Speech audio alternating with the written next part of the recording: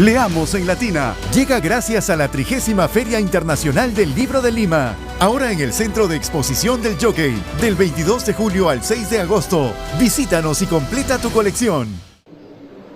Leamos en Latina y en la Feria Internacional del Libro de Lima en esta edición 2026, en el espacio que tiene Latina aquí en la FIL, donde hablamos con los escritores que llegan a esta edición de la Feria del Libro. Tenemos el gusto ahora de conversar con Santiago Roncagliolo, que está presentando El Pastor y los Lobos, edición de Seix Barral, un libro donde hay testimonio personal, hay un retrato del Papa León XIV. ¿Qué tanto, cómo vamos a conocer ambas facetas, ambos canales de historia, Santiago? Tu historia personal, la historia del Papa, también la historia del Perú. Bueno, cuando empecé a estudiar la historia de León XIV, me di cuenta de que estaba muy vinculada a la teología de la liberación, a una manera de entender el cristianismo orientada a los más pobres, a los más vulnerables. Y eso también tenía que ver, es el tipo de cristianismo que yo aprendí en el colegio y en mi familia. Así que una cosa me fue llevando a otra, la investigación me fue llevando a mi propia vida. Y también me interesaba explicar qué es lo que la gente busca en la fe. ¿Por qué hay gente que cree en algo que no sabe si existe o no? ¿Y por qué son 1.400 millones de personas? Así que esto no lo puedes contar desde fuera, eso existe, eso ocurre en la mente y en el corazón de la gente, y yo busqué en los míos, ¿no? que es donde yo podía buscar qué es lo que había hecho la fe durante mi infancia. Estamos hablando también de la figura del Papa León, que conoce nuestro ambiente, conoce nuestro país, conoce nuestros problemas, y no deja de ser curioso que hablemos de él en un mes tan peculiar como este julio caluroso. Se viene un niño. El Papa León sabe que lo que son los fenómenos del niño, los ha vivido en el norte del país. El Papa León llegó a mediados de los 80 por una emergencia del niño, en la que además los caminos en mal estado produjeron un accidente y varios agustinos fueron heridos o muertos. Así que él vino como una respuesta, un refuerzo de emergencia. Y 40 años después, sus últimas fotos antes de irse son con las botas en el agua de unas inundaciones que siguen ahí, que durante 40 años siguen ocurriendo y nadie ha hecho nada, ¿no?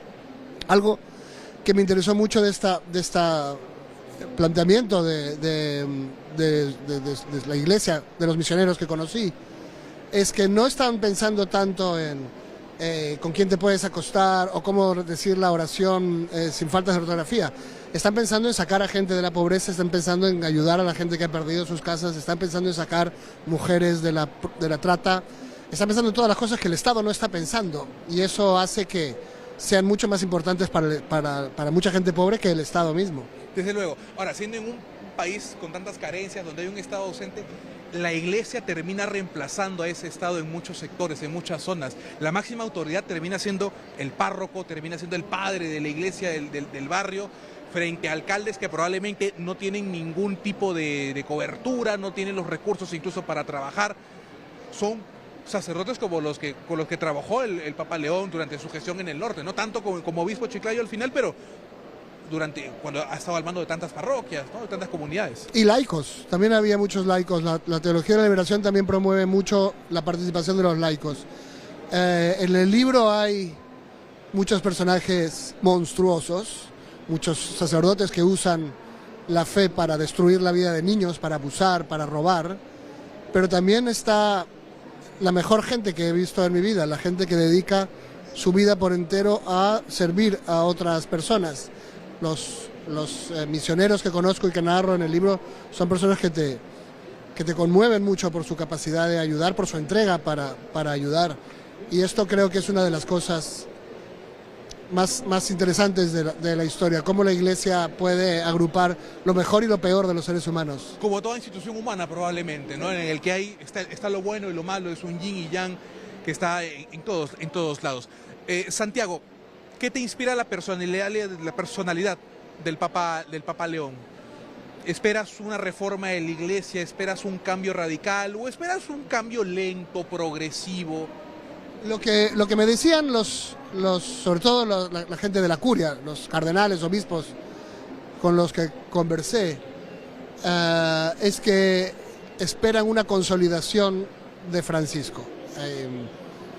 Siempre hay un papa que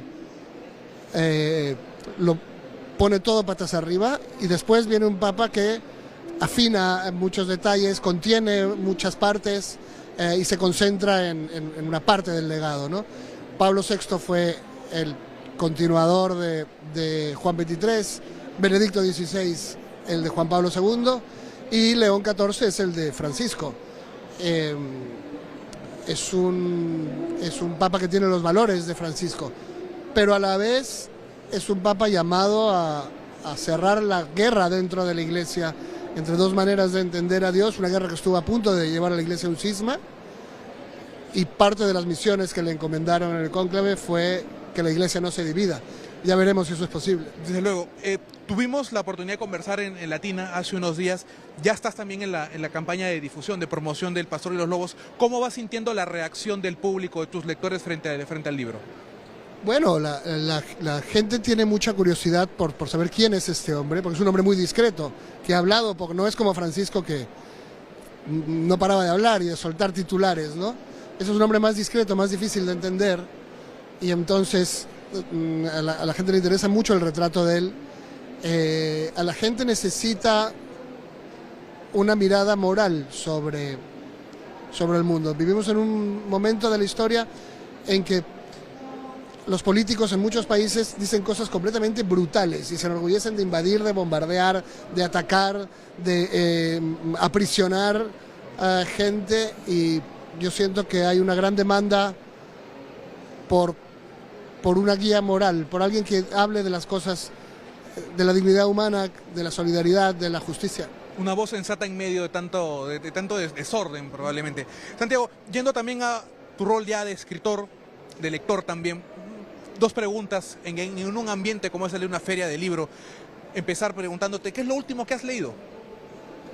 Lo último que he leído, estoy leyendo una historia que se llama El Detalle, de Jesús Carrasco. Pero las últimas cosas que he leído ya han sido, para cerrar este libro, libros religiosos. Leí Las Confesiones de San Agustín, que es el libro de un adicto al sexo. Son las confesiones de un adicto al sexo que se va recuperando. Y leí también un libro de Carrer sobre los primeros cristianos que se llama El Reino. Y finalmente, para terminar, un libro que te haya marcado, Santiago, como lector, como escritor. Uy, muchísimos, pero... el primero que se te venga a la mente. Yo diría que un libro que me impactó mucho sobre todo lo que se puede hacer con el periodismo y cómo contar una historia de terror y a la vez ser rigurosamente cierto, es el libro de Uceda que se llama Muerte en el Pentagonito. Magnífico, Santiago. Gracias por tu participación aquí en el Espacio de Latina. Muy amable. Hemos hablado sobre el Pastor y los Lobos aquí en la Feria Internacional del Libro de Lima, donde Latina continúa tarde a tarde, noche a noche. Gracias. Muchas gracias.